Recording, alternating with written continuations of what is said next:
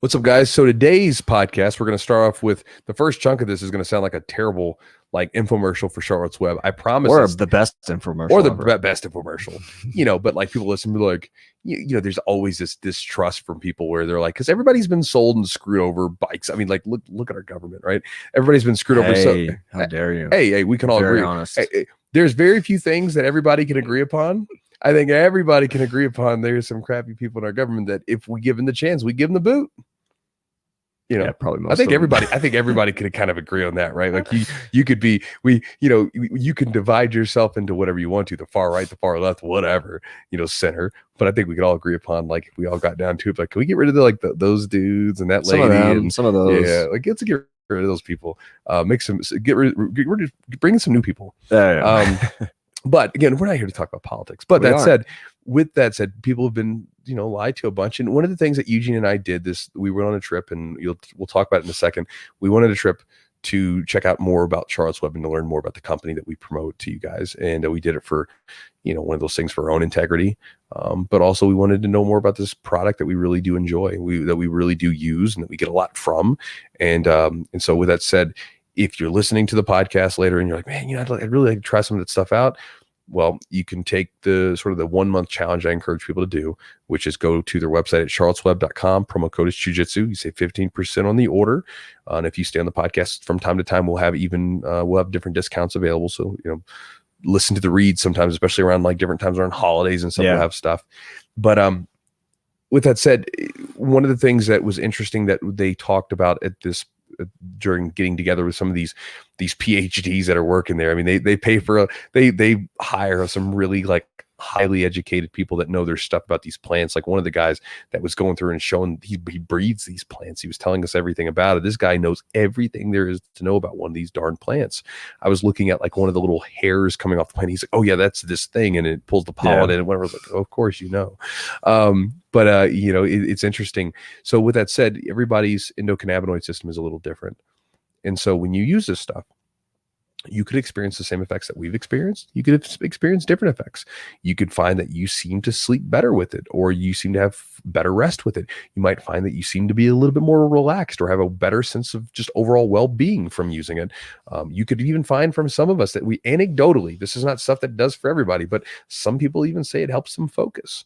Like some of the people that we talk to say they use it before they do some deep work and it helps them simmer down and focus.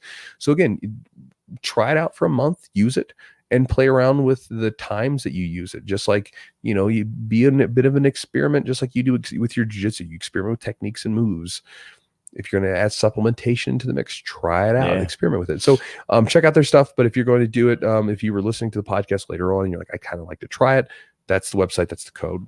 Also, thanks to Epic Roll. Matt is one of our sponsors at epicrollbjj.com. It is a jiu-jitsu brand of apparel and gear. Everything from joggers and hoodies and t-shirts to rash guards, shorts, and gis.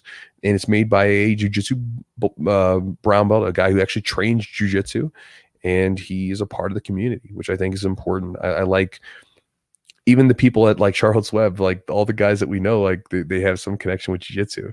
Like Matt and like Dell used to be there because he was one of the first people, right? Like those are jiu-jitsu guys. Like we actually trained with one of the guys that was there. So it's always kind of cool to have like a real connection to what it is that we do with jiu-jitsu, right? With the community. And I like being a part of different businesses that do that support jiu-jitsu practitioners that also are a part of the community instead of just taking away from it. Because again, I just found this out recently, that like there's some dude overseas who's like selling like rash guards with like, like it's not my logo and it's a knockoff of it, but like, it's like you just see someone who's like, they're searching up something about this guy. Let me make something, you know what I mean?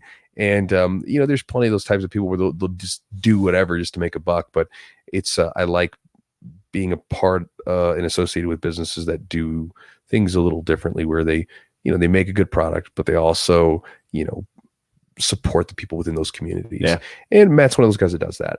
Matt's an awesome dude. And again, if you want to check out any of his products, I think he has some really cool designs on his rash guards and his shirts. His Velcro-less shorts are amazing.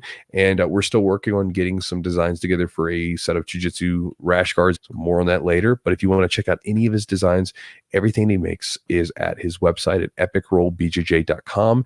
And you can save a few bucks using the promo code Chewjitsu, which will save you 15% on the order. And also thanks to our sponsor that is helping us bring this podcast to you for no cost, Manscaped. Manscaped is the premier male grooming products. I think their thing is below the belt, but they make their stuff works above the belt too. As I've talked about before, they're I say that, like I'm just one of those people. It's like I start, just doing stuff, and it was a great trimmer. They sent the lawnmower to us last year to try out. Started using it, and I ended up using it pretty much everywhere, like that I shave or anything I trim. I don't trim everything. Like some of the guys in jiu-jitsu trim their like arms hair and stuff because they say like with friction, because it actually does. Like if you ever get a hold of a guy who's like really sweaty and he has no hair, like it's so hard to hang on to him, like a freaking catfish, But that said, I don't shave my arm hairs. I shave a little bit like where my elbow is. Because it grows weird, but I don't shave my arms. I see, like you got a mound of hair. I'm a hairy dude, so I probably look weird if I didn't shave or if I shaved. But anyway, you guys don't need to know all about my grooming my grooming stuff. But I use the trimmer, and from my beard down to below my belt. And it was a great trimmer. I've also used their other products, such as they have an actual razor that they sell for, down there too, which again, that's a sensitive place. So I was a little leery of it, but the actual products they sell actually does a pretty good job of shaving everything without nicking anything. And then their cologne's amazing. Anything with their smells good and clean. Yeah. It smells like something that like I feel like a guy should be wearing. It smells like a man. Granted, I'm kind of old school. I say that, and someone's like, what do you mean like a man? Like, again, I'm older school. I was born in the 80s. So like there's just something I think about as being a man, right? So something clean, and sometimes some of their stuff has like a woodsy smell. Yeah. I think it's good. It's like I don't fresh. I don't want to smell like a flower. You do. I don't want to smell florally. You're on. But if you want to check out their stuff, you can go to manscaped.com. Promo code is Chewjitsu20. You save 20% on the order, and you get free shipping on any of their awesome products. So again, check out some of their stuff if you're in the market for yourself, or maybe a man in your life that's looking for some nice grooming products for themselves. Check them out. And for all the podcast listeners, I don't know what you guys think. I don't know if you think you would be helped with this, but if you think it would be in your best interest to develop a game plan for your game, right? To understand how your game works, to be able to go to a competition and know exactly what you're going to try to hit when you go out there, right? Or if you're rolling with someone tough, you know exactly what kind of game you're going to play against them. Or if you think it would be in your best interest to have like some ideas and strategies to be able to get more repetitions with your training with techniques. We know repetitions are important, but ways to do that, whether you have open mat time when you can do it, or even time where you simply have to train and you have no control over your training, right? If you think either one of those things sounds like a good thing for your game, then I encourage you to go to my website at chewjitsu.net/join, JOIN, and I will give you 2 free ebooks. One is on developing your own jiu-jitsu game plan. I'll even show you mine, right? I'll even show you what mine looks like. And then the other one is a ebook that's on strategies for drilling. And I break drilling into 2 categories. You have your passive style drilling, which is like the stuff you could do at different times, and there's active drilling, and I give strategies and ideas for both of those. So if you want to get either one of those and get access to it, you can get those, and also join my Chew Crew email group, which I send out an email typically Monday through Friday, and you can get access to all that by going to that website at chewjitsu.net/join. So guys, with that said, let's jump into the podcast.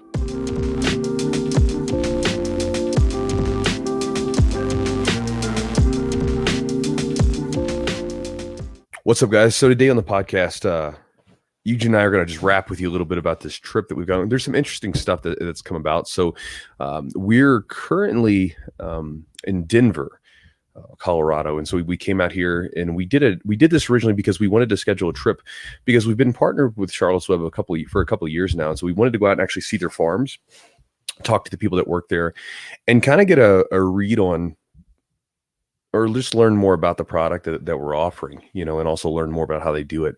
And it was really interesting. We went out to this farm yesterday, and we got to see all these different hemp plants. And you know, it's funny. I posted them online yesterday, and hemp plants look very similar to just, you know, traditional marijuana plants. Yeah. And because there's all cannabis plants, right?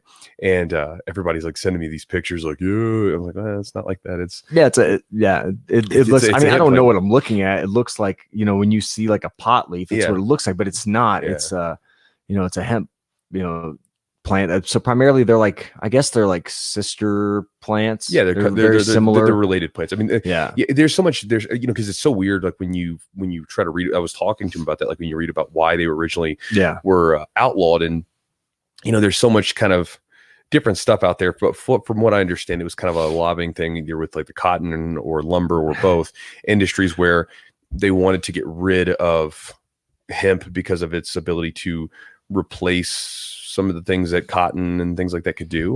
Yeah. And so, you know, it's just a different type of thing that you could, because I mean, I remember you read about like the founding fathers of the United States, and like you'd hear them talk about hemp, you know, they loved hemp. They thought it was amazing. Like, hey, you can make rope, you can make shirts out of it, you can make everything with it, you know, from the fibers. Strong and yeah. I mean, yeah. And so, but you know, from that, and then they sort of found cannabis, marijuana, and they sort of, which I think that name was created to sort of mask what it actually was, right? To like basically get people all scared about it. And there was a lot of propaganda that was pushed out, like of, you know, there was even a racial element to it. If you've ever seen like Reefer Madness, sure, you know, it's like really creepy and ridiculous. And so then they like pushed that on people, and people bought it, and then they were like, oh, we need to ban this stuff. And then in turn, they were trying to really ban something else, which is, I think, is always indicative of like what happens with politics. Like there's a message that's being put out in the surface. Yeah. And then what's actually going on is like a couple steps down the road that they're not talking about. Sure. But you know, but this is the thing that they get people to stick on, you know, which I think is always kind of a reason to be careful about if you get too sucked into whatever the story is that's being presented to you, because a lot of times, just like, I mean, you can look back in history. If you read about any of the guys like, say, Randolph Hearst or Pulitzer or any of those dudes, you know, the media was different, you know, it was newspapers and stuff, but a lot of times there was this message that was being pushed out that wasn't entirely always truthful, you know, and this led to things like the Spanish-American War, where people got essentially lied to about what they were getting into for what the reasons were for, you know. But anyway, getting back to it, we went there, and the farms were really cool. It was really neat to see, and they do a lot of research and development. And you know, we were asking them questions because, like, when we were there, we had the representatives from Charles Webb, and we had these guys. Like, one of the gentlemen that was with us, he was like he's like the scientist of like breeding. Plant breeder is his title. Yeah, I mean, that's like cool as shit. Yeah, he's just that's what he does all the time. Is breed plants, which I never even thought about until I read a book years ago called Guns, Germs, and Steel by Jared Diamond. And in that book, he talks about the idea of domesticating plants, right? We don't think about it that way, but that's what we did, right? So like, you know, humans at some point in time with different plants, we would find, hey, like with this wild grain or these wild corn kernels, right? And then they took those plants and then they began to domesticate them. Yeah. And they bred them. And then they say, hey, like, well, when we breed with this particular plant, it does this. We'll take the seeds and we'll keep, you know, producing that one. Yeah. And essentially that's what he does. They're looking for different, you know, yields and different times that they like flower, and then being resistant to different situations, because they actually have a farm out near where we live out in Kentucky, and the climate is very different there than it is out here. Out west, it's much drier. Out where we're at, I mean, it rains a lot, you know, more moisture, a lot more moisture. And so they have to deal with things like fungus and everything else.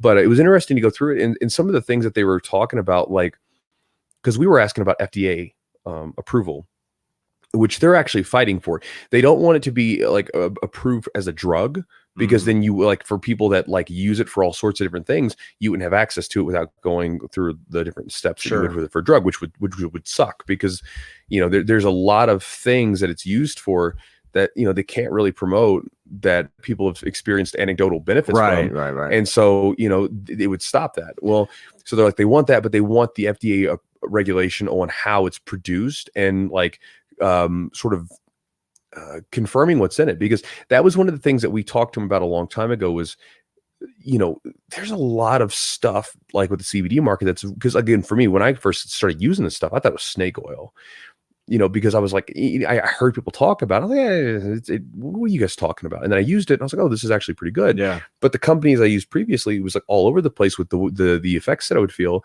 And like what they were saying is like, for instance, a lot of times there's no regulation as to what's in it. So you could, there's been studies done where you'll get some CBD and some CBD companies, and there's like absolutely no CBD. It's literally just oil, like just they'll sort put hemp oil in hemp which oil is not the same thing at all. Yeah, they'll just put hemp oil. It's like essentially it's like it's the same thing as like putting canola oil in there, right? Just some hemp oil, and then you put like a little mint flavoring there to make you think you're getting it. And then sometimes you'll get all kinds of stuff that you don't want, like a higher amount of THC and stuff. So it's all over the place, and so they sort of really tune it in and make sure everything's regulated. And these farms that they have, I mean, like they have people like from the States and stuff coming out there and checking their plants and everything else. Another thing that I thought was interesting is they were talking about how they have to be careful about the soil. So like they have different partnerships with their farmers that they work with that are really cool with the farmers, right? But they were saying that, they don't go to places where they've been treated with tons of pesticides, right? Because they found that even if the pesticides had been used, like say years ago, that then when they plant those hemp plants, the hemp just absorbs anything it comes in contact with, and they found trace amounts of these pesticides in there. And the thing that they were talking about is, well, it doesn't seem like a big deal, right? Because like, for instance, we use pesticides and everything else with lots of stuff. The problem is that the plant absorbs a lot, and what would be okay in like small amounts, if you're taking these plants and then concentrating it, right? So then you're concentrating whatever's in that plant down to a very small amount.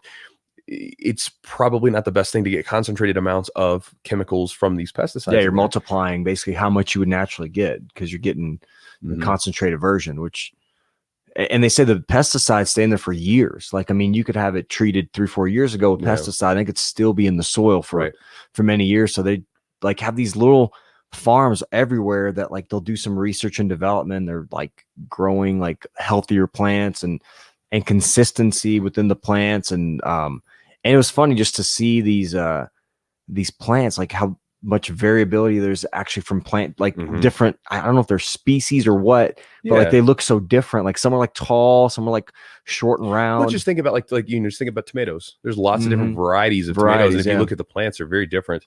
It's a tomato, right? Like it tastes very similar to each other, but they're very different, like from one to the other. And it's been, it's just like, it's good to know that even though like they don't have to be to certain standards, they hold themselves to this, like, it's almost like they're like the grade A, they're like the standard for all the CBD, and they've been doing it for a long time. And I think it's just, it gives me confidence. Like I can, first of all, share it with people and also use it myself, and being like, I'm not worried about like I'm putting something in my body that I don't know, number one, what's in it, but number two, like how much I'm getting, screw with my like ability to function during the day. But I know, and we also talked about dosing with them too, which was interesting because everybody's very different, and they're like tolerance. Like one of the women that was helping us with the tours, like she's like, I'm very sensitive, so I need a very little bit. And some people feel like they get energized. Some people feel like they get kind of sleepy. So everybody's a little bit different. You have to kind of be your own judge. And Chew, we can talk about like the liver, kind of how it absorbs for people are very different. Which is a cool thing I didn't really realize. I was looking up like sort of negative things about it, like trying to find, like when we first got into it, I was looking up sort of negative stuff about like what it could do. And I'd seen some stuff mentioned about liver stuff. Now my liver values had never really been affected by it, so it is what it is. But I remember like looking it up, and they did some study where they like sort of, I guess, did something with rats or something crazy. And they gave them some crazy amount of it, and it had like a negative effect on their liver. But like they just actually finished a study recently, and they didn't find any conclusive evidence where it negatively affected, because they were looking into it, and I thought that was interesting that they were actually looking into that kind of stuff, because they're actually fighting that. They were saying that they're trying to fight for regulations, so they're sending all this data to the FDA and everything else, because they want it to be more widely available, because they believe in their product. And I thought the idea of the endocannabinoid system of the human being, everybody's different. Yep. Right. It's just like anything else. And it's like any other like drug or anything else, because there's times where, I'm very like, I'm sort of a type A with that stuff, where if I use just a small amount, I get like a big effect. It's like drinking or anything else. Like I can drink a beer and I get a buzz. You're just sensitive. Yeah, I'm just sensitive because I don't really use a lot of stuff. But even with the CBD, I use a fairly small amount, and I get a pretty good, I feel good off of it. The one thing I also thought was interesting is that there's different ways that they create this stuff. Like, so there's different methods. One of the methods that they use is CO2, and one of the methods is isopropyl alcohol. It's like how they withdraw. How they withdraw the chemicals. And they found that, some people respond more effectively from the traditional formula that they have, which was used with alcohol as the extractor, and then other people with the CO2 seems to. That's cool. I had no idea. Yeah, the original formula, I think, is like the very first one is like the alcohol extraction. It's like it'll say original formula on their website. I'm actually going to try some because I don't think I've actually tried the original formula. I've had theirs too, and then so like the stuff that's like the 60 milligram, like the lemon twist or the orange, that's all CO2. Those are the CO2, but the original formula is a little bit darker. And the taste is a little bit different too. They said it tastes a little bit rougher because it's got a lot more terpenes and stuff in it. Yeah. So it's gonna be interesting. So the reason I'm sharing this with you, we were sharing this with you guys, because that's what we're doing right now. But also, I think it's one of those things where, for us, like as a person that sort of shares ideas, shares products and things like that with people, for me, it was like, I want to make sure that this stuff's on the up and up as best I can, because you never know, but I want to make sure, because I wouldn't want to push junk on someone. And with it, like, again, there's just so much variety and there's so much chicanery that could go on with the unregulated market, and there is a lot of it that goes on. And so for me, it's like, it just makes me a little bit more comfortable sharing the ideas with people, like, hey, like, I like this stuff, it's good stuff, and then going out there and seeing and talking to the people that work there and seeing how they actually go through the whole process. And actually, just when you're around people for a while, you kind of start to see what's kind of important to them. And it's one of those cool things where they've had so many positive benefits from people, and again, some of them they can't talk about publicly, because it's one of these things where, because there's no, you can't, because one of the problems is if you then start to say you can do this, then you get classified as like medicines. And stuff like you can't. You can't make claims. So just to be on the safe side, it's like, look, it can help with a lot of things that we talk about, like soreness, like after exercise, can help with like restful sleep, and everybody's a little different. Depends on like your liver enzymes, I believe, what you can, like what you respond, how much even you need, or what you're missing in your endocannabinoid system. People may have different responses or feelings when they, how they feel after they take it, just because they may be lacking in certain areas and not lacking others from person to person. So I think like it's just, I feel confident, like, we've been working with these people for like, I don't know, 2 years, 3 years now. And like, just to meet them and like see actually how they do what they do and why it's so like high quality. And because we have so many people listen to the show, and just being able to like have more confidence in sharing that with them. I feel better about it, because I have my parents take it, and I have, my wife takes it and I take it. And it's just like, I feel good about what I put in my body. I think it's important. Well, I was just curious, because like sometimes like there's a million different CBD companies now. Like, I mean, everyone's got one. It's just, they seem to just pop up like left and right, where you'll see some people just like, you just get a ton of companies, and there aren't very many companies that actually go through the rigors. There's a few, but there's not very many companies that actually go through the rigors of testing their stuff to quality control it, making sure that they're not using tons of pesticides and everything else on these plants to keep them healthy, and making sure that the content and what's in it is consistent. And so with that said, I know it sounds like a really crazy commercial or whatever, but it's one of those things we're just like sharing with you guys, that like we get concerned about like what we talk about on the podcast. So, whether you use Charlotte's Web CBD or not, just make sure that if you're going to do a little due diligence and really find out more about the company and like how they actually process this stuff, so that you're making sure you're getting a good product for you. Because again, you're putting that stuff into your body. It's concentrated stuff. So if you're putting in crazy chemical stuff, it may not be the best thing for you long term. Who knows, right? We don't know, because that's the way it works with like new supplements and stuff. We don't know, but I mean, there's plenty of times where like medicines and things like that come out, and then it's like 10 years later they're like, have you you see those advertisements, it's like, have you been did you take this particular, I saw one for like was it Zantac or something, like some antacids or something, and it was like, it was like listing all these different conditions associated with it. It was crazy. Like, I was like, from an antacid? Yeah, that's fucking crazy, bro. Yeah, the whole purpose of this trip was to like hang out with Charlotte's Web and like the people there and make the trip. And so we've been playing. Eugene screwed it up. Listen to this. This is great. So Eugene booked everything. Okay. Because like basically Eugene. Are you trying to be nice? No. So there's different types of people in life, right? And so like, for instance, me, I am a very much sort of fly by the seat of my pants. I'll figure things out on the fly. That's who I am. I have a hell of a time trying to spend an exorbitant amount of time making sure everything's perfect. So I just make sure things are good. I have a general direction where I'm going to go. And then I just sort of like, we'll wing it. Now, Jess, my girlfriend, she is the opposite. She's incredibly detailed and likes everything to be planned out. Eugene is also the same way. He's very detailed with things and wants things everything to be planned out and be like really nice and tucked in and tight. And like, all right, this is what we're doing, and this is this. Yeah, I don't like to be in a rush or like feel like I don't know. You don't like there to be unknowns. Exactly. Where it's like we don't really know what we're going to do next or what's going to happen. It needs to be all like sort of fleshed out. You like that. You like having a little bit of just kind of like.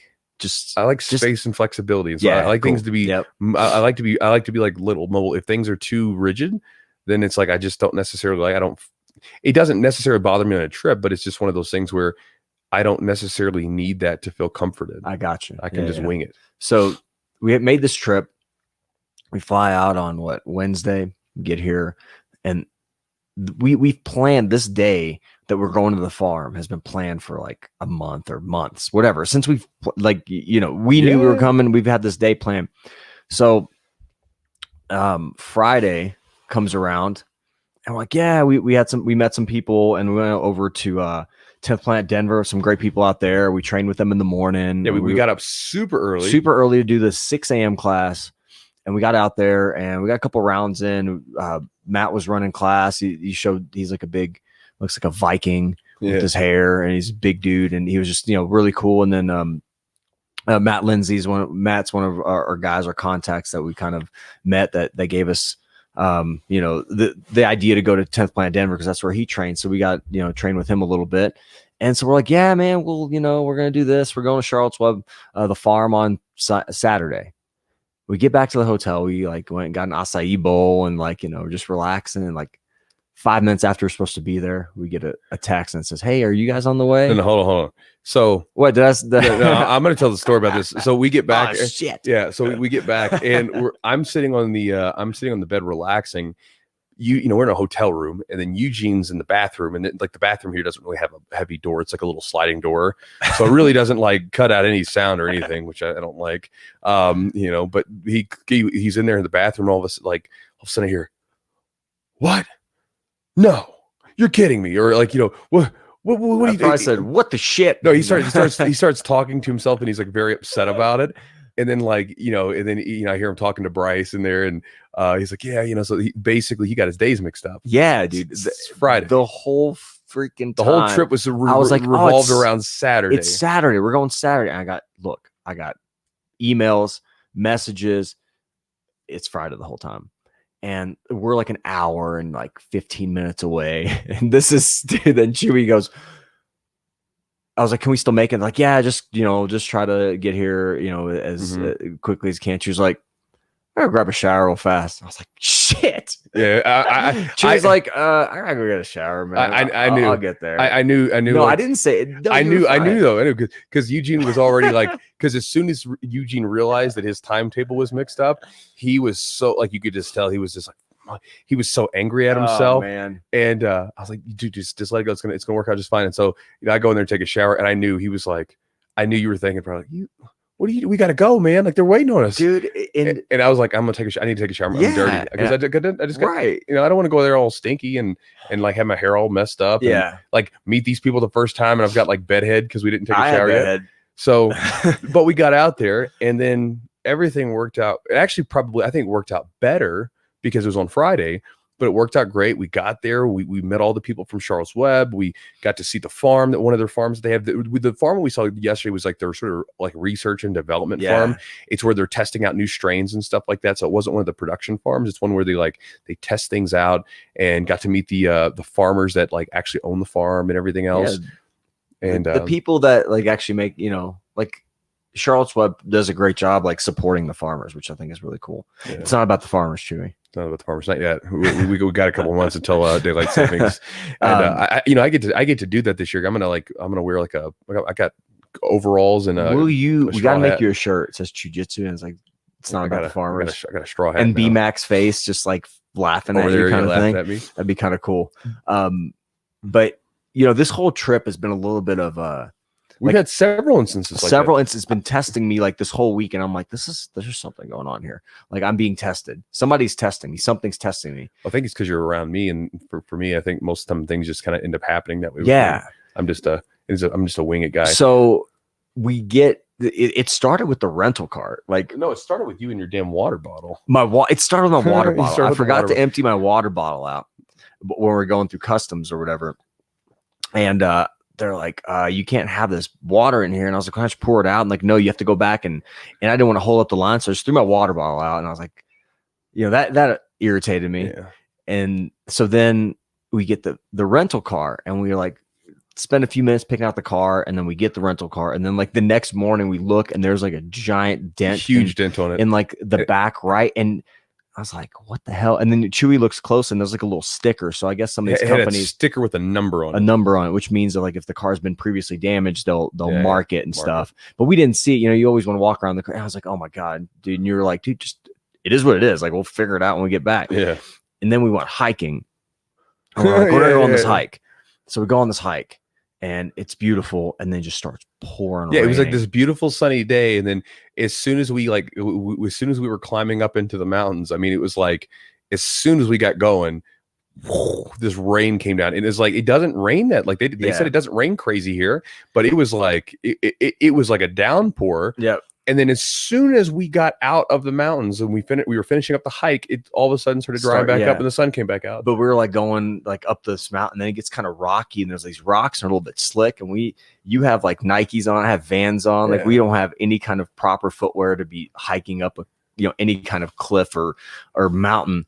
And so it was just like, well, and actually it was like really refreshing. And it was kind of like, well, shit happens. Yeah. There's this whole trip I've been like, I had this idea on how things were going to go, and I've had to really just be like, look, it is what it is, and go with it. It'll figure its way out. We will work its way out. Because I have a hard time with like, if things aren't going the way I want them to, or the way I envision them, it stresses me and it irritates me, and I can't enjoy like the moment. So this has like been a way to practice that like over and over. Like from the moment we got on the, before we got on the plane, it was just like practice these things. And I think they can be relevant to anything in jiu-jitsu and life and stuff like that. Maybe you're prepping for a jiu-jitsu tournament and you get injured, or you tweak something, you can't train like you want, or like here's a great one. What if you show up to the competition? This is when it happens a lot. It really messes people up. What if you show up at the competition and, maybe it's one of the competitions that isn't ran as well. And, you're supposed to be on mat 3, and then they move it to mat 4, and then they push it back an hour. Like, these things that get thrown into the way of like how you were expecting things to happen. And then I've seen people get really flustered by that, where they're like, man, they're screwing up my division. Like I was supposed to go an hour ago. I'm like, you gotta go when you go, just relax.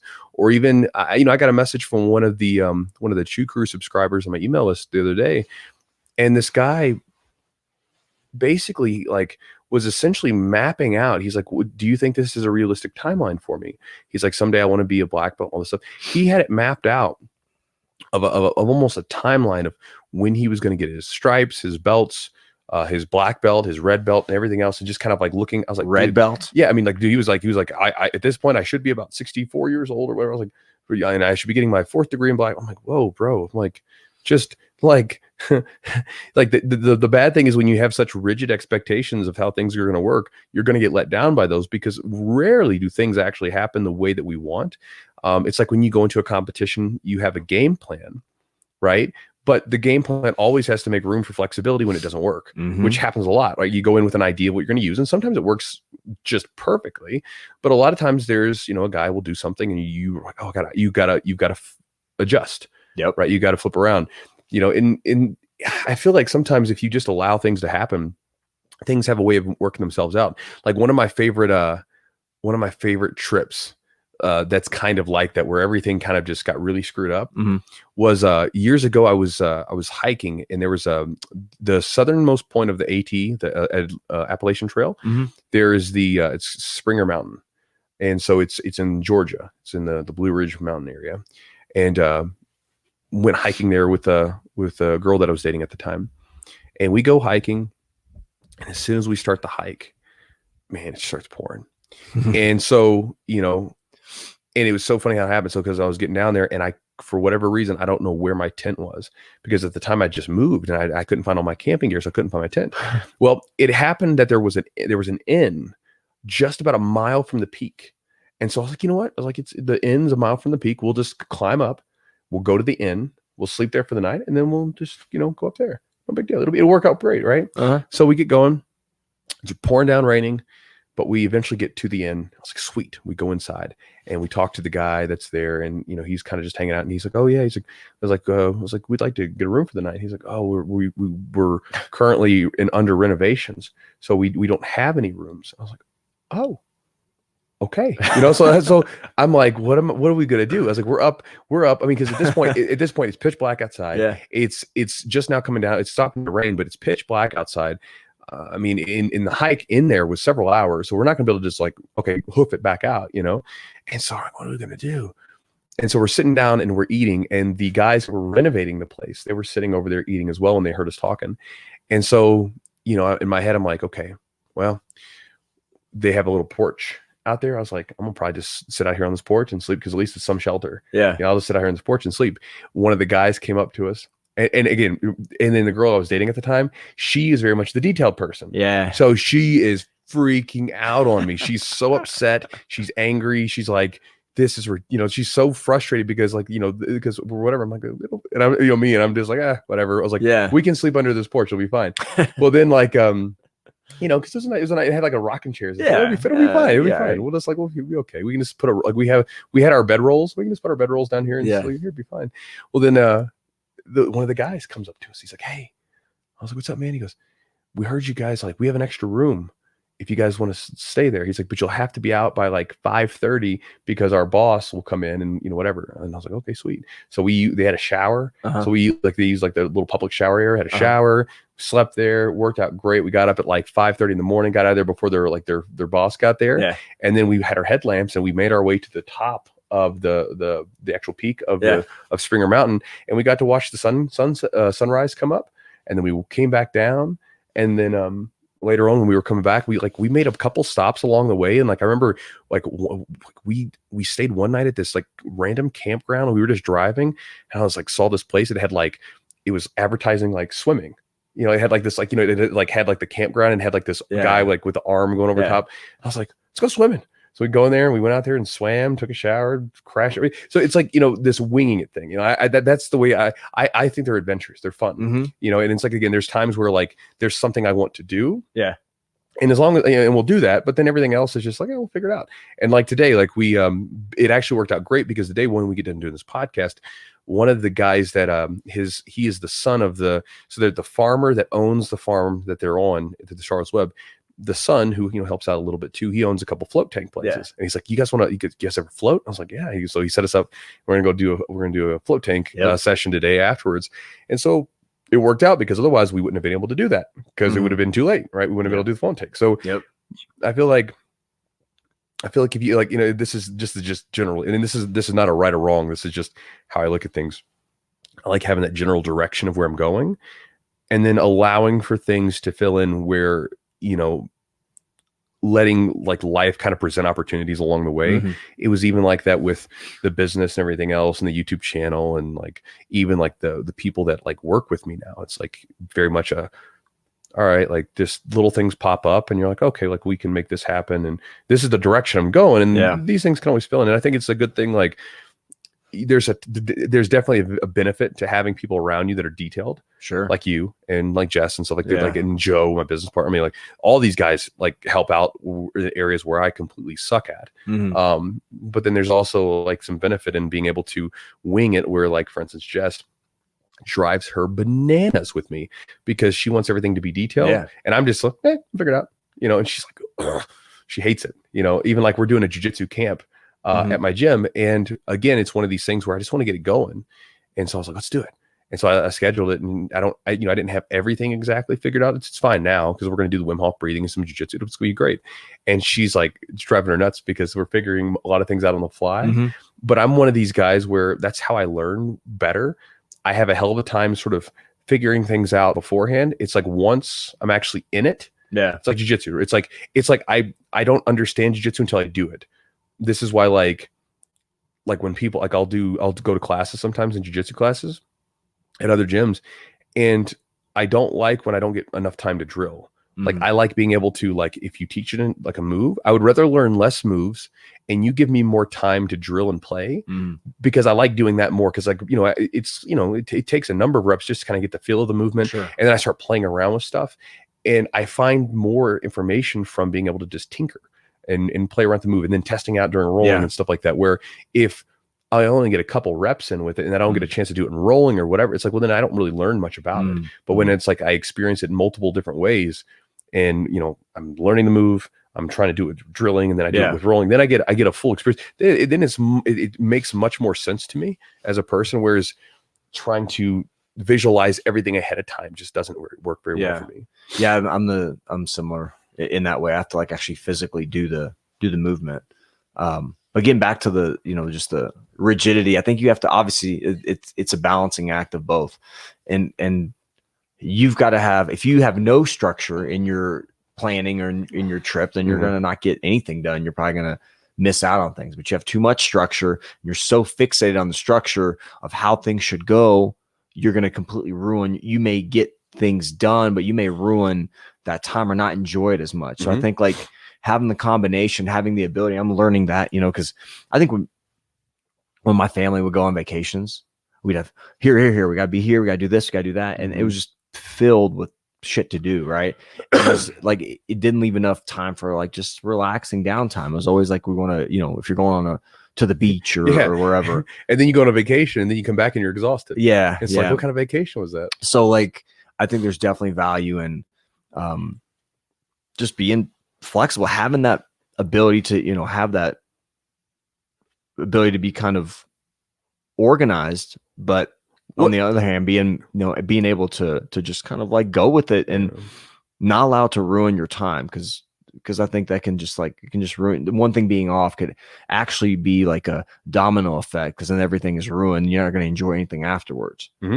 Yeah, because you can get so fixated on this one thing being off. Like yesterday, like you could have gotten so fixated that we were an hour late and bothered you, and then it's like, and then missed out on the opportunity itself. Yeah, to connect. One of the guys that works with me, he again is a very detailed person, and he likes a more strict structure. Yeah, and he was talking about how like I'm kind of chaotic. And I am. I'm chaotic. I like it that way, and by chaotic I mean I just need. There's always different stuff, and I like to create novelty in everything that I do, even if it's like where I work. Sometimes I'll like I'll work in different rooms of the house. I'll go outside, I'll go inside. You know, sometimes I'll like lay in my hammock and do things, you know, or whatever. I'll go to like a coffee shop and work or whatever. I will do different types of projects that I get into because I get excited about something new. But even like my daily structure, it's not rigid. I have some general things that I stick to. Like I figured out when I do my best creative work. Okay. I know exactly when that is. It's like, it's a time of day, and I'm like, okay, this is when it is. I know how to get into that state. And so like I do all my writing. If you read my emails, they happen. I write them at the same time. If I do videos, they happen at the same time. I know when I train the best.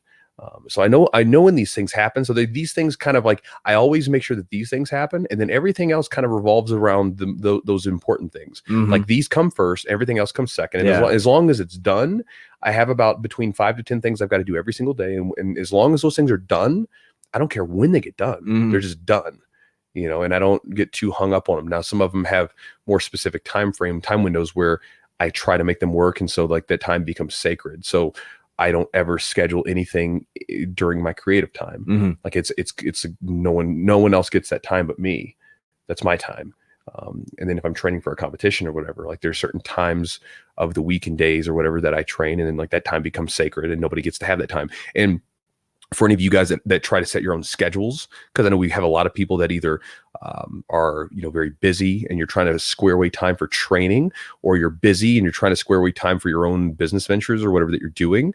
You have to fight for that time, because there's this, I don't know what this is, but anytime you start trying to honor a schedule that you've created, or you're trying to make a situation where you're trying to make your own schedule, life has a way of trying to intervene and get in the way. It's like, as soon as you do it, it's like, as soon as you start trying, life will all of a sudden start throwing things at you. And a lot of times it's these weird things that seem kind of important, but they're not necessarily all that important. Like, for instance, if you were getting ready to do your work and all of a sudden your kid fell down and like they're bleeding profusely and they need to go to the hospital. That's a different thing, right? Mm-hmm. That obviously is 100% important. But then there's other things that are just not really all that important, but they can kind of seem like they're important, and that's when you have to remember, like, okay, like just this can wait. And that's something I've always found. Anytime I try to change my schedule or whatever, it's like there always seems to be this thing.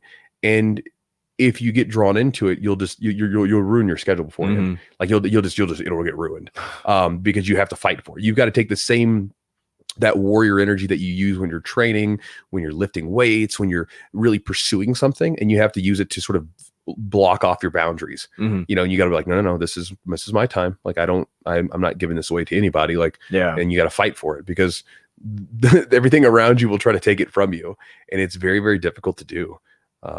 And people even make you feel guilty about it or whatever. Sure. But it's just one of those things where it goes back to that idea of resistance I always talk about from The War of Art, in that book from Stephen Pressfield, where it's just like, as soon as you start to do something, it's like resistance just begins to pop up. Yeah.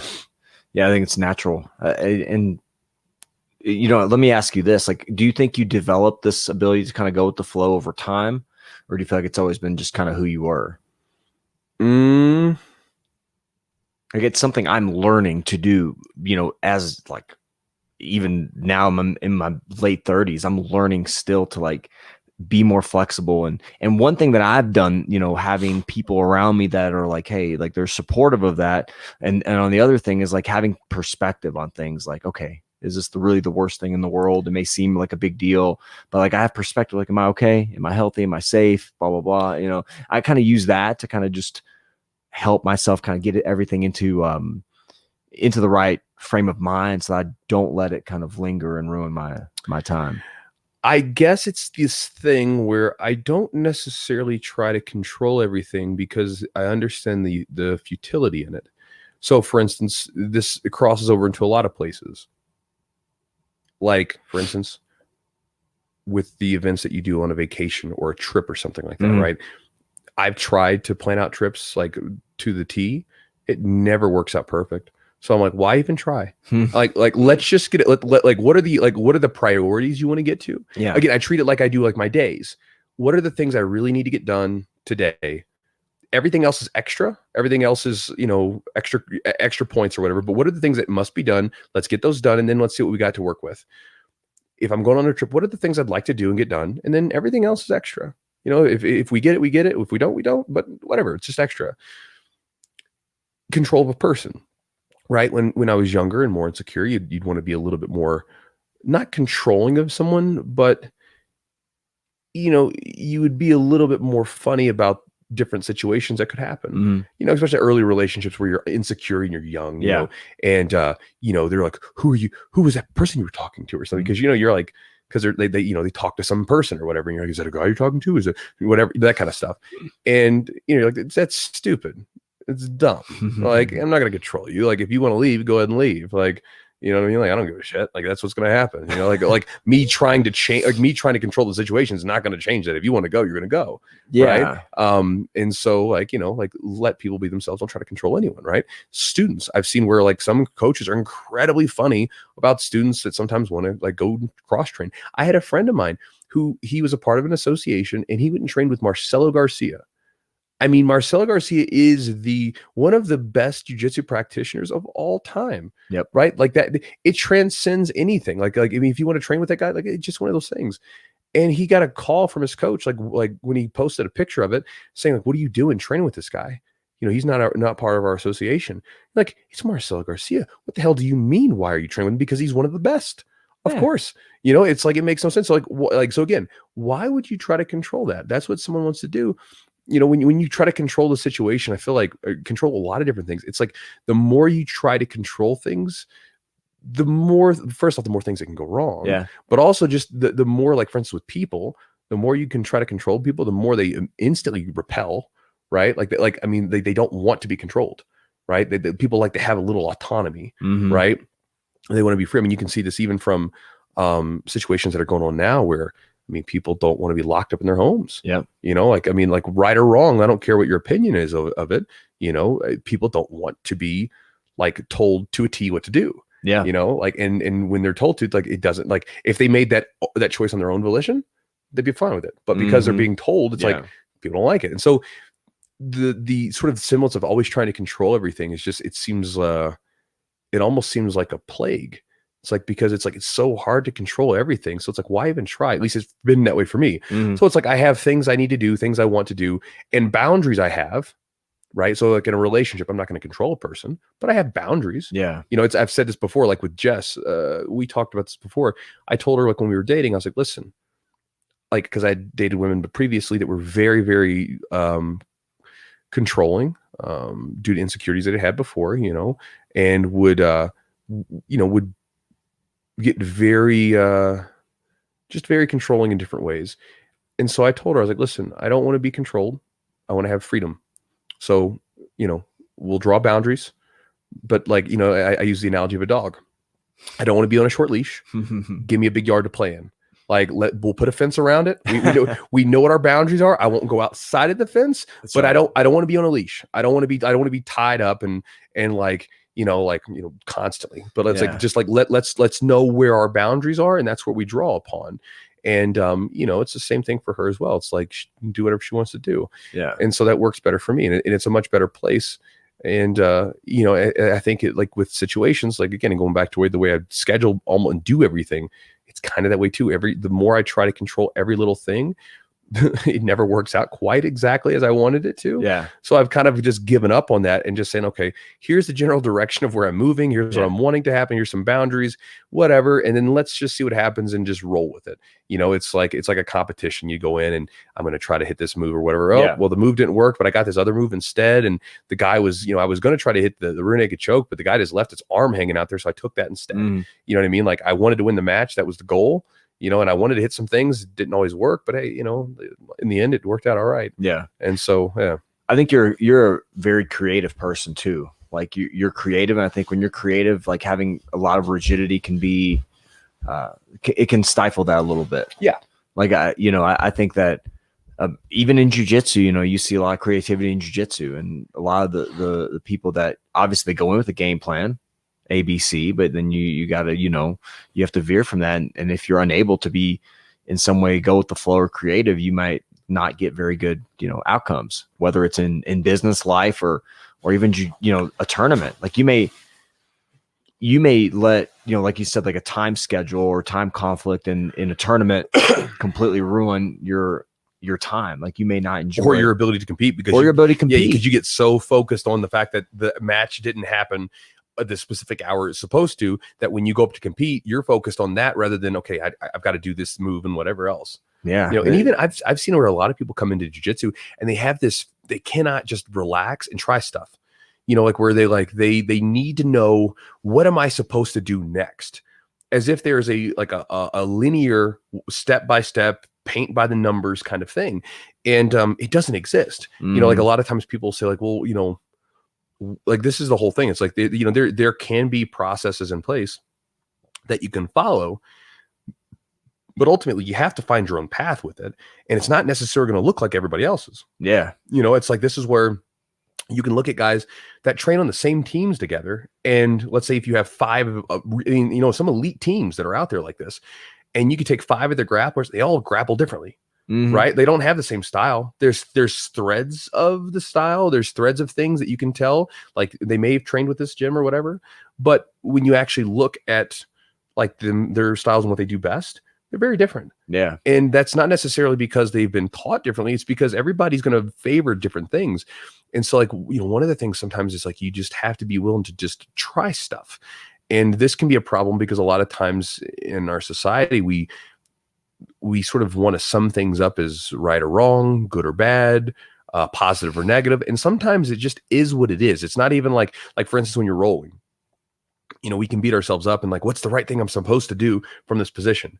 You know, like I've been to seminars before where like someone will say, well, this is like during Q&A, this is the move that I'm doing. And this is the problem I'm having. What am I supposed to do next?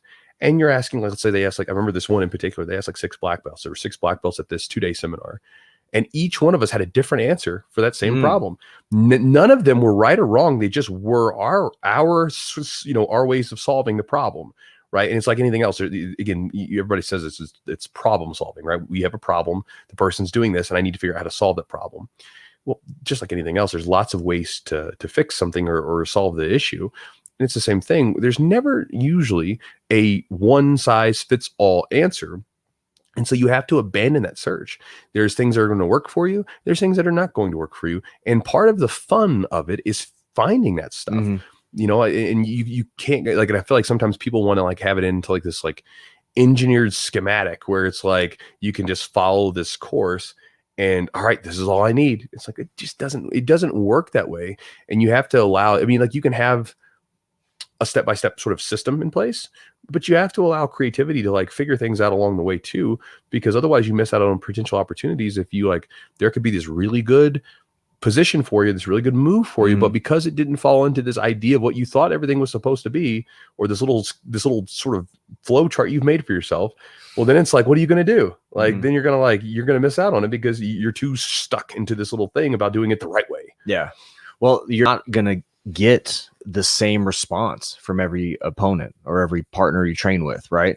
Like I may do something, you know, may get an underhook and you may do something, you may whizzer, you may do something else, push on the head. You may do some different stuff to respond. You may throw in a choke. So it's like, you're not always going to get the same response from people. And you have to have like, almost like a variability in what you can do based on their response. Like you may anticipate, well, this is what I expect you know, an opponent to do in this situation, but they might not do that. And so like you have to have creativity in the fact that, you know, how you're going to solve that problem. And so with jiu-jitsu, I think it's just, that's the beautiful thing is like we train a certain way at our gym and then went to 10th Planet Denver and there's guys that do a lot of different stuff there. You know, maybe you play rubber guard or what have you, you know, roll with Connor and he does a lot of, he's the head coach out there and he does a lot of traditional Eddie Bravo type stuff. He, you know, and some of the other guys do some different stuff out there. It was fun to, you know, even visit other gyms and see how they do things because their style of training or their style of, you know, competing or what have you is going to be totally different. And that's fun too. It's fun to see how your game lines up and like you may be at the gym, at your home gym, and you may expect these certain reactions because we all train together and we know each other versus somebody else that may give you a totally different look. Yeah, anytime I train at other gyms, I always find that's like some moves are easier to hit on people and some moves are harder to hit on people because like for sure, you know, it's like for instance, I generally when I visit other gyms, I can almost always hit my double under to the back take the truck back take I do. It's really hard to hit it at home anymore because everybody knows it. They all know I'm going for it. And so it's hard to hit her. But when I go to other gyms, it's easier to hit. But then I'll go to other gyms and, you know, it's harder for me to hit other moves that I find easier to hit at home on people because it's something that they do better at their gym, you know, and even watching like the way that people run their classes or the way that they structure their schedule, I find all that stuff very interesting, you know, because there's not a right or wrong way. It's just a lot of different options as to how to do it. Yeah. And so, you know, I like kind of seeing that stuff. Yeah, it's fun. And it's fun to see like, just how they develop as a team, like how different gyms just develop and grow together and how they build off of each other. You know, like I think a lot of us have similar, like we take a lot from what you show, and I use that like double under and things like that, which sometimes isn't a traditional, like some people don't use that very often. You don't see it in some gyms very much at all. It's almost like an old school pass. Yeah, I think you're starting to see some of that old school passing come back. You know what I mean? Because I've seen like some people use like some of that like older school passing. I like that stuff because I like the control of it. Right. I can do standing passing and everything else just fine, but I like some of that more old school passing, just the tightness and everything else. Yeah. Yeah, and like when you're doing no-gi, I mean, you want to protect your legs, and doing that kind of low passing, you can kind of get your legs. Yeah. And also I have a heck of a time. Like to me, I get better control of the hips that way. Like with no-gi, I don't have handles everywhere. So like a lot of the standing passing, I like it, but sometimes it's like, it's harder for me to get strong grips and stuff like that. Whereas if I'm in the no-gi, I really like being able to control their legs and their hips a lot more to pass. You know? Yeah. It was fun though. It was good to be out. That gym was a nice gym. Good people out there. So this trip's been pretty fun. It's been, definitely challenging in some ways overall. Like I have to think about it, it's just challenging. Just, you're doing something outside of your normal day to day. That's tough for you, isn't it? Yeah. I like structure. I like, having, especially with like when you have kids, they need structure like crazy. Like, you're very like right now we're kind of more go with the flow, but like at home I have to be really regimented because like if you don't give structure to your kids, like if you're like, we're doing this, we're doing that, we're doing this. And like, if you don't do that and they don't have those expectations, they're going to go crazy. Like they'll run wild. Like my wife is with the kids, both kids, and like, she's got to handle both of them. And like, she's like, I've been really regimented with them. Like, I've like, all right, this is what we're doing. This is how long we're going to spend doing this thing. And it's really helped her because I think they're able to like, they have expectations, but that's like, little kids. But so I think like my day-to-day norm is so much is so much different than right now. Like just being able to have freedom, like to, let's go get coffee or let's go do this. Or, you're probably so used to having everything tight and regimented because you have to, otherwise it doesn't happen. Yeah. Or like to get them to school in the morning, get them to school, go for a workout or whatever. I mean, like you have to like block, like, I got 20 minutes here to do this.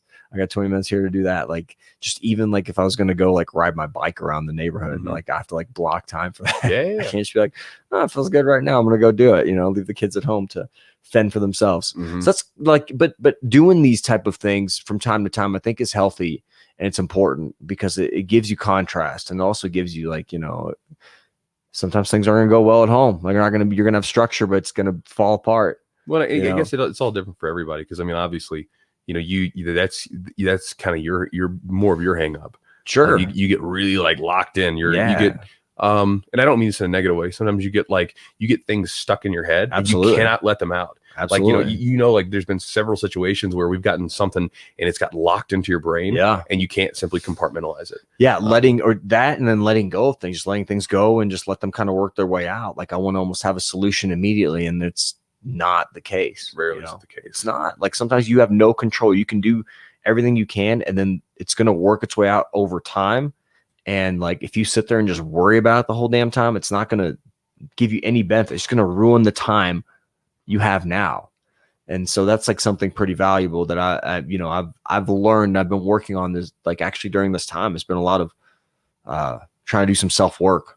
And just even going to a gym where you don't know the people, right? You don't know, you're in training with people, you don't know what to expect. Like that's good for me to do from time to time as well. Cause I think it gives me a sense of just like, first of all, give me a sense of comfort that I can, hang with whoever, be comfortable in training with whoever.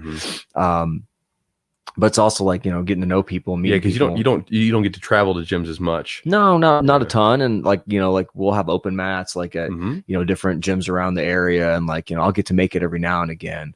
But a lot of times I don't get to see a lot of different looks. So I get my own training partner. So you get used to that. Yeah. So it's nice and nowadays, like people have gotten so good and so welcoming, most gyms, and not every gym, but most gyms are like super cool. They're like, they're like, we showed up and they had like a little note for us. They had a little like whiteboard sign for us, And so I mean, that's how you knew it was going to be like cool, because they had like a little whiteboard sign on as soon as we walk in. Yeah, we literally like trained in the morning, then we came back in the afternoon and we trained. They had an open mat, and then we hung out like literally while they were closing up. And you had a group of people you were talking to, and I had another group of people I was talking to, and then we talked to Heather Jo Clark and Connor like afterwards, just kind of about them and what they've kind of gone through in their gym and stuff. It's just like, so you get to connect with these people that are, well, always like, she's a savage, by the way. She's been through, she's fought in the UFC and stuff, and she's tough. And it was really cool just to kind of get her perspective on things. Yeah, one thing I'll say to you guys is, if you listen to the podcast, you watch the videos or anything like that, if you see me at a gym like pop up, because this happened. That was so cool. This happened several times. Like I got in, and when we got in, we got there a few minutes late, which is the open mat, so it doesn't matter. I went over to the corners to get out of everybody's way and start stretching out a bit to get warmed up. And like one of the guys looks at me, he's like, "Chewy, are you Chewy?" I was like, "Yeah, what's up, man? That's me." He's like, "Oh, dude, like, what's up?" Like, and then like a couple of them had that thing where we're like, because they weren't expecting me to like just staring at you. And one of the guys, a young kid, was like, "Roll me." He's like, I was so nervous, like, dude, don't be nervous, just roll, it's not a big deal, you don't make a stink about it. We like showed up, we got changed. You went in like corner and started warming up, and I went to the other corner and started warming up, and then you just see people like staring at you. You're really just doing it's not like Chewy's here, everybody, there's no like announcement. We just kind of show up. That's kind of fun, right? Somebody just pops in your gym. Yeah. Well, it's kind of neat. Well, and so that, like, if you guys, like, if I come to a gym or something, if you want to come up and say, hey, get a picture, or if it's like an open mat, you want to roll or whatever, I mean, feel free to do that. It's fine. It's not a big deal. It's kind of fun for me to see the people that watch my videos and listen to our podcast and everything else, and kind of complete the connection. Because a lot of them, one of the things that people will say a lot of times is like, "Oh man, I feel like I kind of know you," and for the most part, you kind of do know me, because a lot of the stuff, I'm very transparent with everything I talk about, and so you kind of get a read on who I am, and I'm not really any different in person. You just can see the rest of my body. Like you can, a lot of times in the videos, if I'm talking, you just see like me from like the chest up, you can just like see the whole person, but I'm not really any different in person. I'm kind of the same. Like, I'm long-winded. I talk too much, and I'm good. I'm on the slightly goofy side. So it is what it is. So, but it's kind of a neat experience for me to do that too. Getting to meet a bunch of you guys while I'm out at different places. But again, if you see me out, don't feel nervous about coming up and saying hey or whatever. It's not weird. It's not stupid. Like, to me, it's far better than saying, hey, like, I watch your videos, or I like your podcast, or something you said helped me out. Like, I that's beneficial for me, because that's why I do it. So it's kind of cool to hear that or see that, and that kind of thing. So it kind of gives you reinforcement to like this is why you do it. It's like you're giving back to people. You're doing something you enjoy doing, but knowing that people get a benefit from it. It's kind of like encouraging to, keep you motivated, or keep you kind of, for me, when people like message me or tell me like, hey man, this video helped, or this was a really great advice. I mean, to me, I'm like, that's awesome. Cause that's why I do it, just to get some of these people, give them a little insight into something maybe they didn't have, or give them a little information that could change or help them out. Well, we live in a time now, and we were talking about this yesterday over at lunch with some of the people at Charlotte's Web. I was talking with a guy named Bryce there, and we were talking about how the upsides and downsides of technology. And, one of the downsides I see is that human interaction, face to face, person to person, like in the real tangible, I can touch and feel this world, is something that I feel like is lacking, because, think about where, I grew up at a time where I got to like be a part of the internet in its infancy. And, I had the internet in like the mid 90s, like when I was like, in like third grade or whatever, and started like looking up game stuff on the internet. And so I remember playing like early online games where all of a sudden, like you're in these groups of people. And, I even felt the draw of community where, there were times where I remember after I got jumped and I got really overweight, and I was very scared to go outside because of, the trauma from it. I remember, I was like, playing these online games, and there were people in there, and you get to know them, and like you talk with them, and we would chat and stuff like that and everything else. And it was one of these things where you felt like that these were your friends, you know what I mean? And then they kind of were. Yeah. And I've even kept in contact with some of them over the years, even afterwards. One of them actually was one that helped me get into jiu-jitsu after I started wrestling in Brazil. But I think that one of the things that's happening now with younger people is they don't have that contrast of what is it like to be without the internet? What is it like to be without your iPhone or your smartphone? And like, you know, I remember we were at dinner one time with one of the young guys at the gym. We were like, you know, after a competition, we're like, hey, you can't sit at the table with your phone out. You got to put it away. Like, got to put it away. Can't sit out there. You know, he like could not do it. He could not put his phone away. It's this weird thing where I'm like, you watch young people, like one of my cousins, incredibly bright dude, super bright, like super bright kid. But he's constantly fiddling with his phone. Yeah. We go out and get dinner or something like that. He's always on his phone. And like, for me, I like putting my phone away. I don't like being on it all the time. I like giving it its place, but I don't like being on it all the time. And we were talking about the fact that you're going to have this situation where probably less and less, like everybody sitting down and having dinner together in person will eventually become like the rarer thing, because you'll just stay in the internet world, the metaverse, right? Where it's like, you know, because right now we live in this dual reality of online and offline, where they both matter. Right. Because the thing about you do a huge part of your commerce, you communicate in a huge way through online communications. The things that get said about you online can affect you negatively in person. You know, there's a lot of different things. So it's this weird dimension where it's like basically these two things are together, where you have this real world that's then affected in large part by the virtual world, and you kind of live in this dual reality. And, you know, probably the only thing that separates us is until they can sort of make them symbiotic, where, you know, we get linked up all the time, where all of a sudden we've got like this constant link in our brain or something with the internet. Then it becomes, I mean, then I feel like we become the Borg, because when you look at like all the connections with like the internet and everything else, it's like this giant nervous system of the earth. I mean, think about it, like we can communicate with someone in different countries and things like that in a way we never could before.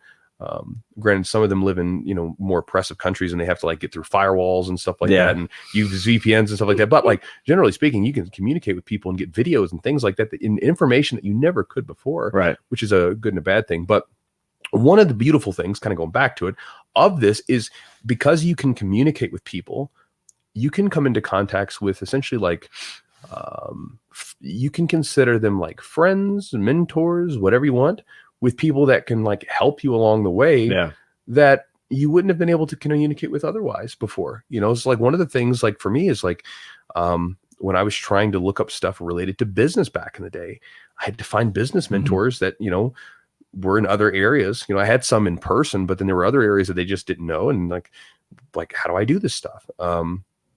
And then even like as it grows a person, there's, you know, other mentors and people you can find online, and some of them you've always got to be careful. Yeah. But you know, one of the things that, you know, with my videos and stuff, it's given me the chance to be essentially a friend. Consider it like a friendly black belt that's like sitting next to you on the mat, just chatting with you, or a mentor, if you will. Some people say it like that. That you can bounce questions off of. Yeah. You know, it's like, what a useful thing. Imagine having someone who has like some information or some useful insights in any particular realm that then you can kind of just bounce questions off of. And that's a fun thing. And again, the answers that you get won't always necessarily be the exact thing you do, but it can give you a decent perspective on something that then you can then sort of compute and think about yourself and say, okay, well, what do I want to do? And you can make your own decision. Yeah. It's like, it's just, when I started, that stuff wasn't out there. Like, you didn't even know that, like, should I ask these questions regarding jiu-jitsu? Because you're uncertain. There's not as much information out there. The videos, there wasn't a ton of video content. There weren't a ton of like moves or techniques to learn from. Like, you have doubts. You'll have like, am I progressing the way I should? Am I learning the right stuff? Still happens. It does, but there's answers there now. Well, there's more support. Well, there's some more support, but it does still happen, right? But it still happens, because everybody like this, like, you know, like that. I absolutely hate that idea of, am I progressing fast enough? I'm like, it's a question that I don't understand. Like, because like, for instance, like with me, like I never ask myself that question, am I progressing fast enough? Because like, what the hell do we mean by fast enough? There is no linear, there's not again, you got to get rid of this. Like, we've gotten so programmed from, like, say, like, for instance, school. Yeah. Like every year you're graduating, right? And so if you didn't graduate, well, you're not progressing at the same speed as everybody else. We have standardized testing because everything has to be standardized. If you're playing like a video game, you get like award points based upon this thing. So you have XP points so you can see, oh, I'm almost there, right? And we don't have that. There's less certainty when it comes to skill acquisition of anything, real skill acquisition. There's no certainty about any of it.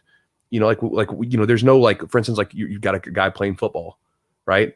Different people, like let's say if they're catching the football, wide receivers, they're all going to get better and work or get better at catching the football and running their routes at different speeds because of their own just different things that are just hard to compute. Yeah. If someone's getting better at playing music, there's not necessarily like it's going to take you exactly 3 months and blah, blah, blah, blah. There's not that doesn't exist. We're talking about skill acquisition, and you have to abandon any idea of, well, am I progressing at the right speed? Or Bob, the guy that I started with, he's getting better than me faster, air quotes.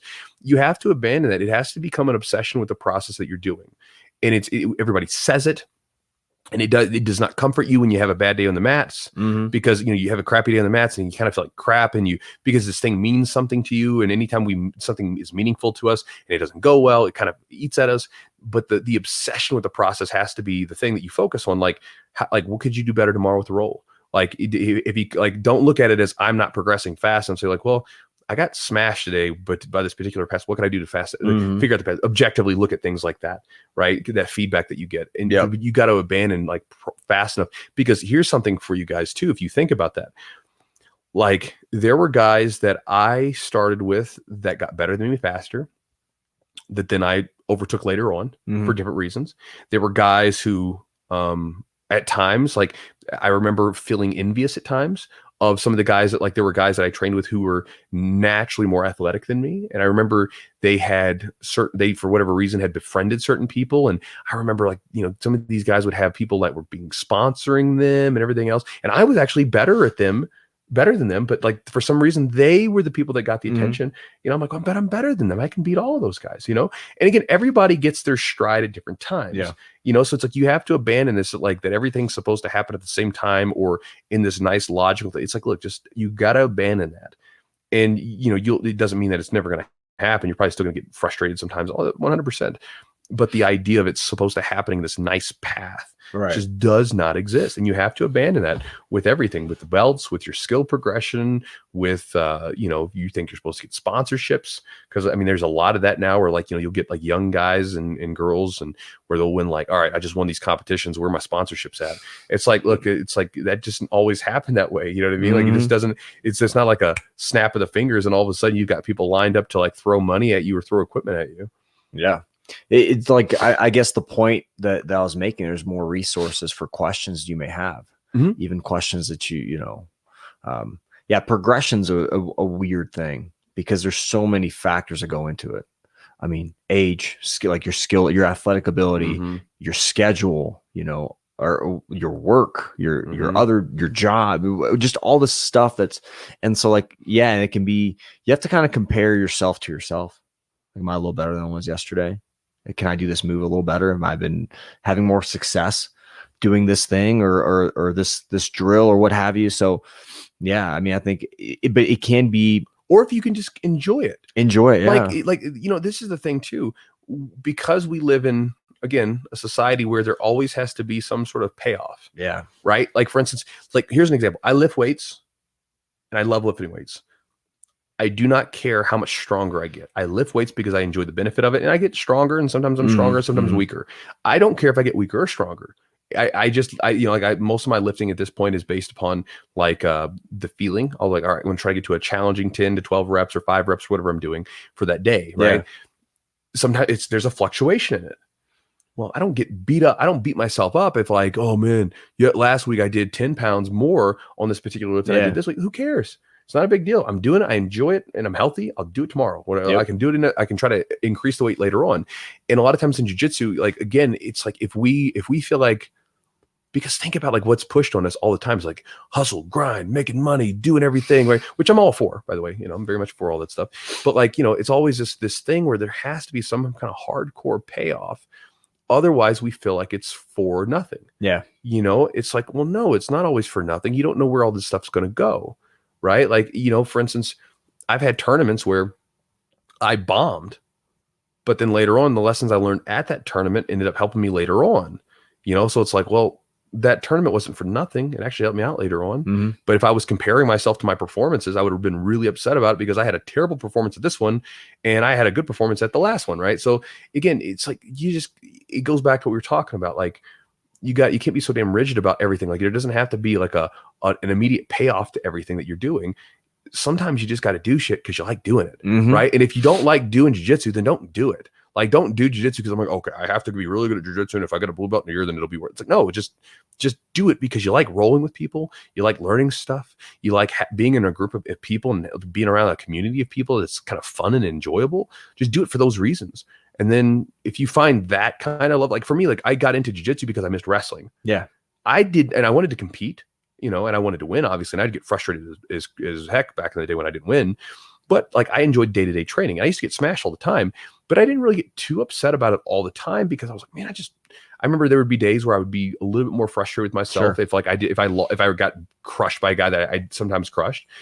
But for the most part, I just enjoyed training because I was training. I missed being in wrestling. I missed the group of people. I missed the community. I missed the feeling that I got from like live wrestling, and I wanted that. And so as long as I had that, every day was a pretty good day. Yeah. You know what I mean? And so I think that sometimes it's like, you just got to let go of this. Like there's supposed to be some sort of payoff to everything, you know, like it's maddening sometimes because I'm like, well, can't you just do something because you like doing it? Yeah. You know, can't it just be something where like, it doesn't have to have some like monumental immediate payoff that whatever that you can measure. And sometimes it can just be that you did something because you wanted to do it. And there didn't have to be a uptick of something to validate it. It can just be that you enjoyed doing that, and that's it. You know, and I think that sometimes if you can find that enjoyment for something that's again process driven, like you just enjoyed being in the room, you enjoyed training that day and all that stuff, then a lot of the other stuff comes as a byproduct. Yeah, it was like we were talking to Heather yesterday, and she's talking about like how Rashad used to train with. Or used to fight with anger, and how like he kind of wants to fight again because he was like he's more relaxed now, right? Like he's like different level. He's taking joy in it. And when I was younger, it was very much that way. Where like when I was first training and competing, it was this sense of I'm trying to prove myself, I'm trying to gain an identity. Right. That I'm proud of. Yeah. Right. Which that's not necessarily a bad thing. You should push yourself to be worthwhile and everything else. But there also has to be a point too, where you like just find joy in doing the damn thing. You know what I mean? And so it's all these things. And again, it's just one of those things where I think people sometimes so harshly judge themselves, and it's like, just do it. Just stop. Like, cause you can go down a terrible rabbit hole. You know, and like and now here's what I will say. You can look at people and use them as essentially your white rabbit, you know, something you're chasing. Something you're chasing. You can look at it like say, okay, that's like the standard that I'm chasing, right? You can look at someone who's like really good. Like, man, I want to be kind of like that guy where he's really good at this stuff or whatever. I want to try to reach that standard, not to compare yourself, but to give yourself maybe like a marker, you know what I mean? Like, so maybe like if you're, you know, you see someone doing something and you'd like to do it in jiu-jitsu or otherwise, you can use them as a standard to strive for, but not necessarily as comparing. You know what I mean? Like I remember like when I would roll with my coach back in the day, I always wanted to be able to like go tit for tat with him. Now I wasn't doing it because I was comparing myself to my coach. It was because I wanted because I knew if I was going tit for tat with them, that meant I'd gotten so much better. And that meant that to me, like that would be a really big thing, you know? And, you know, so it's like when they would beat me, I'd be like, okay, I'd get like frustrated myself freaking caught and stuff.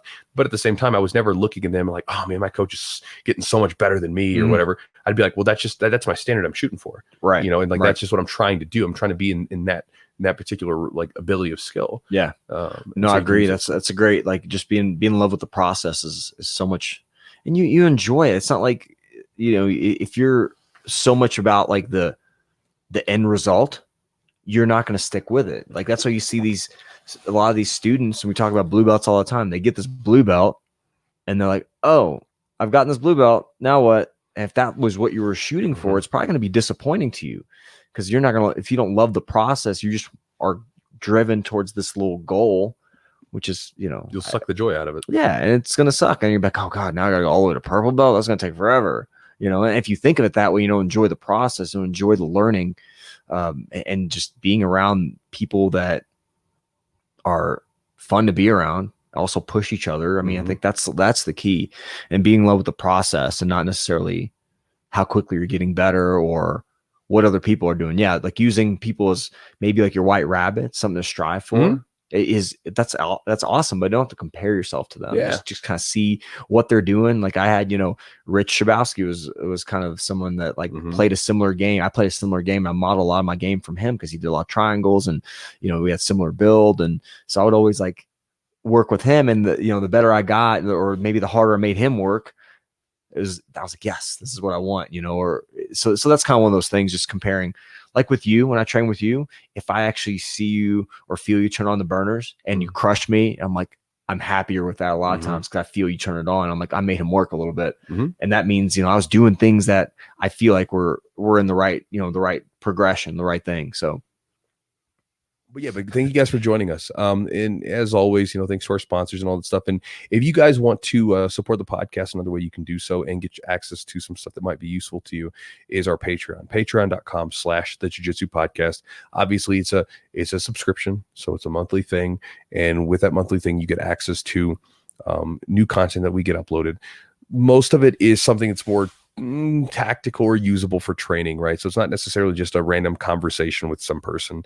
A lot of it is like talking to a person, a black belt or whomever we talk to, and trying to extract a idea that someone could then use that day. It could be a training tip, it could be a life tip, whatever it might be, but we put that in there. Along with that, we have some videos in there. Some of it is stuff like techniques that I'm showing in class. Other stuff is things like narrated rolls, or even how I cool down with like some stretches and stuff like that I do after class that seem to help out. So a number of different things that could be very useful into your training that you can implement on a regular basis. And you can get access to that by going to patreon.com/the Jiu-Jitsu podcast. And so you can do that. Also, thanks to our sponsor, Charlotte's Web. Charlotte's Web is, the CBD product that I personally use, is the products that Eugene uses, that he shares with his family, that I share with my family and my students. And again, you've heard plenty about them on this podcast, but if you want to check out any of their products, if you got interested in this and you want to sort of take it out for a test run for a month, look up their website at charlottesweb.com. And if you want to save 15% on the order, you can put our promo code Jiu-Jitsu, and again, save a couple bucks and also try it out. Again, it's one of those things where I didn't think it was going to be what it ended up being. Like I thought it was like snake oil, and I started using it, and it was an amazing product. Also, thanks to Epic Roll, epicrollbjj.com. It's a jiu-jitsu brand that's made by a jiu-jitsu practitioner who rolls and trains, and he's a good dude. He supports the community, and he also makes some good gear. And I think earlier I said jiu-jitsu shorts and gis. What I was talking about, shorts and rash guards. Or I said rash guards and gis. I can't remember, but yeah, we've got a set. Basically, we're gonna have a set coming out. It's jiu-jitsu shorts and rash guard. Yeah, so we'll have out more details on that we're going to do with Matt later on. But in the meantime, if you want to check out any of his stuff, you can go to his website at epicrollbjj.com. Promo code is Jiu-Jitsu. You save 15% on the order. And again, I'm a fan of Manscaped. One of the sponsors that came on that I wasn't expecting to be super jazzed about, and then I used them. I was like, it's pretty good stuff. So again, if you want to check out any of their trimmers or razors, or their colognes and their different like scented stuff, again, I've used a lot of it, not everything, but I've used a lot of it, and I'm a big fan of everything. I feel like everything's high quality, and it's also something where it's, again, as an older school guy, everything smells like a man. It's got a good clean smell. And again, it's a high quality product. So if you want to check their stuff out, go to manscaped.com and you can view all of the different stuff. They're the premier men's grooming products. They say below the belt, but some of their stuff works above the belt too. Yep. And you can use the promo code Jiu-Jitsu20 to save 20% on the order and get free shipping as well. And again, if you want to get the free ebooks that I talked about at the beginning of the podcast to both, understand some ideas on drilling, both passively and actively, whether you can go to an open mat and drill a little bit on your own, or you do not control your training whatsoever, either way. Or if you think it would be beneficial for you to have a jiu-jitsu game plan, then go to my website at jiu-jitsu.net/join, JOIN, and you get access to both of those ebooks when you join the Chew Crew email list, which is when I send out an email, usually Monday through Friday, but sometimes I'm actually going to be sending one out tomorrow morning. At the time of filming this, it's Saturday. We're getting ready to leave Denver, and I'm going to be sending one out tomorrow morning, just kind of talking about some different ideas from the trip. But if you want to check out any of that stuff, you can go to my website at jujitsu.net/join, get access to it. And with that said, guys, appreciate you guys being with us today. Again, I stress that I use the word guys sort of gender neutral. I just say it. People. But people doesn't just come off the tongue like, hey, people. What up, people? What up, people? I mean, you can say what up, people, but like you don't say like, hey, people. Like you can say, hey, guys. Well, also jiu-jitsu. I feel like everybody says, hey, guy. Like all the, maybe that's where I got it from like watching all the jiu-jitsu instructionals back in the day. Dude, like, okay, guys. Or what's up, what guys? I'm going to do today is show you. Hey, guys. Who was that? Every video I do, I say, well, hey, all right, guys. What's up, guys? I literally all the time. And it's everyone. It means doesn't matter what you have, what you don't have attached to you. Everybody. Well, I mean, even like watching like some of the older like instructionals where the guys would be speaking Portuguese, and then over top of it, you would hear the dubbed. You know, it's like, and the dub was like super like monotone. It was like, you know, I remember there was one I was like watching one of Marcel Garcia's real old ones, you know, and you know, he's speaking Portuguese, and then you know he's teaching the move, and then over top of it, it's like, okay, guys. Now we're going to grab the arm. You know, it's like very monotone. So even in that, the translation, okay, guys, you know, so maybe that's what it is. Maybe it's that. Maybe that's where I got it from. Watch Bernardo Faria's videos. Those are it was okay, guys, every time. Okay, guys, I'm gonna show you today. What a good move. I was talking about this. This is like I actually talked to Bernardo here and there, and I was telling him, I was like, everybody has a Bernardo impression. Yes. You know, it's like everybody. It's from a place, it has to be endearing because like he's such a nice dude. Like he's literally like one of the nicest dudes I've met. Like the competing wise, he was very like aggressive and had a fire to him. And but I remember meeting him in person, and I was like, this dude's so nice. Yeah. It's, you know, it's one of those things where it's not really an act. Like he's just a nice dude. Like I met him back like before I was anyone worth back in New York, and I remember he was incredibly inviting in his class that he taught.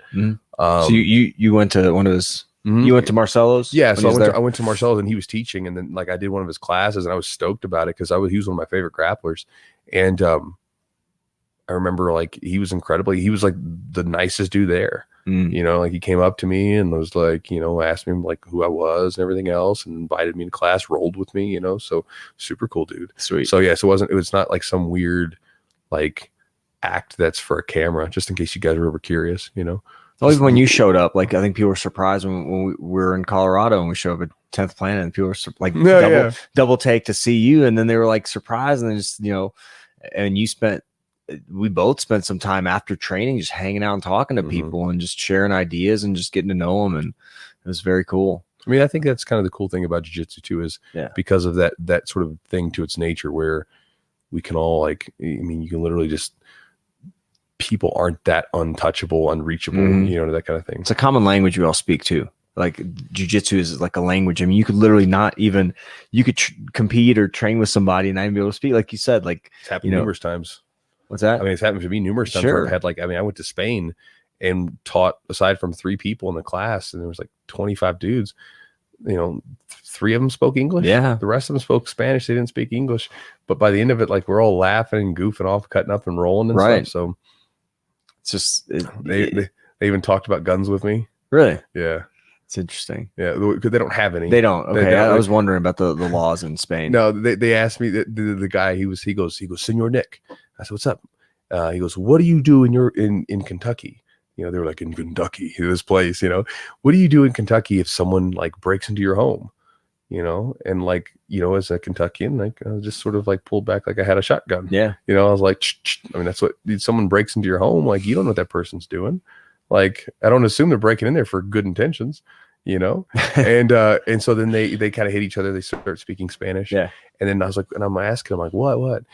And they say, well, over here, he's like, you know, here, and again, I don't know, but this is what this guy's telling me. He's like, we would throw the person out the window. I'm like, why would you throw the person out the window? He said, well, because if you beat up the guy breaking into your home, you could get in trouble. Oh, really? Yeah. So I was like, well, that sounds like a terrible world to live in. Yeah, it does. You know, it's like it's like the whole problem would have never happened if he didn't break into your home. Right. You know, it's like somebody like breaks into your house and like twists their ankle on the stairs or something, and then they sue you for breaking their ankle or something like that. I felt like I saw that, but I somewhere. I've seen that. Felt somewhere. like it, but I also imagine it might be one of those things that's fake. Yeah. So who knows? But crazier things have happened. That's right. But anyway, guys, I don't even know how we got on. We got there. I don't even know how we got on that on our outro, our ending to this podcast. We're going to start a whole nother one as we keep going, but we're not going to do that today. We're going to stop now because you guys have, been on the essentially you got all the details from the trip with us, and hopefully this was entertaining to you. It was a fun trip as well. Thank you for this time with you. Enjoyed it, and as always, guys. We'll talk to you next week.